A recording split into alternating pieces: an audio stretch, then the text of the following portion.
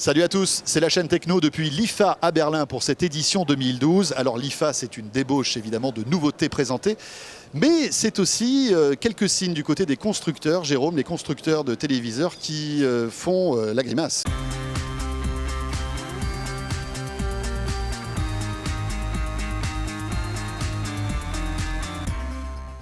Découvrez les innovations de l'IFA avec Toshiba et l'Ultrabook U840. Alors c'est vrai qu'ils ne sont pas très heureux, les fabricants de télé. Pourtant, ils ont eu de belles années. En France, il y a eu l'arrivée de la TNT, ça a boosté les ventes. Ensuite, il y a eu des innovations, les écrans plats, la haute définition, etc. Mais aujourd'hui, on a l'impression que ça ralentit. Oui, 2011, plus de 9 millions de téléviseurs vendus. 2012, peut-être qu'on va franchir à peine le cap des 6 ou 7 millions. Donc les constructeurs font grise mine. Alors pourquoi? Il y a plusieurs paramètres quand même. Ben voilà, alors on l'a dit, il y a eu l'effet accélérateur de la TNT, ça c'est terminé. Et puis il y a la crise économique, crise mondiale. On ne peut pas s'acheter des écrans à plusieurs milliers d'euros. Et oui, puisque notre pouvoir d'achat a baissé. Voici les réactions justement du plus grand constructeur de téléviseurs en France, Samsung. Paradoxalement, on est en période de crise, oui, on est sur un marché de la télé qui régresse également, mais on passe après 2 années de boost lié au switch entre le signal analogique et le signal numérique.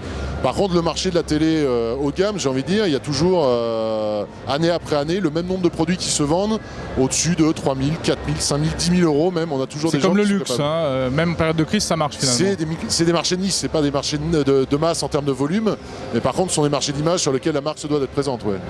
Donc l'OLED et puis également les écrans traditionnels entre guillemets LED, oui. Où là aussi on atteint des prix élevés parce que les tailles s'agrandissent. Les tailles s'agrandissent, là on rentre sur le marché dans quelques jours avec un produit 75 pouces, donc le plus grand commercialisé jusqu'à maintenant, donc c'est près de 2 mètres de diagonale d'image. Donc oui, en fait on arrive à croître encore et encore on arrive à avoir un rendu de qualité d'image équivalent par rapport à la technologie Edge sur des tailles d'écran de plus en plus grandes. Donc de toute façon c'est une demande aussi du marché français.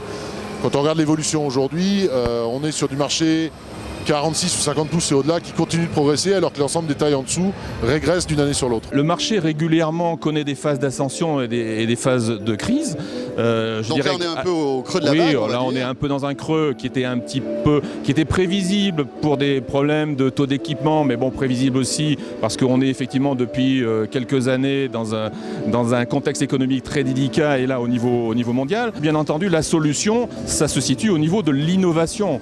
L'innovation qui peut être certaines fois de véritables révolutions, c'est celle que nous avons connue quand nous sommes passés des écrans tubes aux écrans plats par exemple, mais ça peut être certaines fois de l'évolution. Et de l'évolution qui tient compte de quoi? Qui tient compte de l'attente du consommateur. Il faut revenir à un moment donné aux fondamentaux. Qu'est-ce que veut le consommateur? Le consommateur, il veut regarder des programmes sur un télé de qualité qui est joli et aujourd'hui qui puisse lui laisser le choix de choisir le type de programme qu'il veut. D'où l'intérêt de la télé connectée par exemple. Et donc nous travaillons dans ce sens-là pour faire évoluer nos produits systématiquement. Voilà, on se retrouve demain pour suivre l'actualité high-tech sur la chaîne Techno depuis Berlin pour cette IFA. N'hésitez pas à nous rejoindre sur notre compte Twitter, la chaîne Techno, ou bien sur notre page Facebook également. Bien sûr. Ouais. À demain. Salut à tous.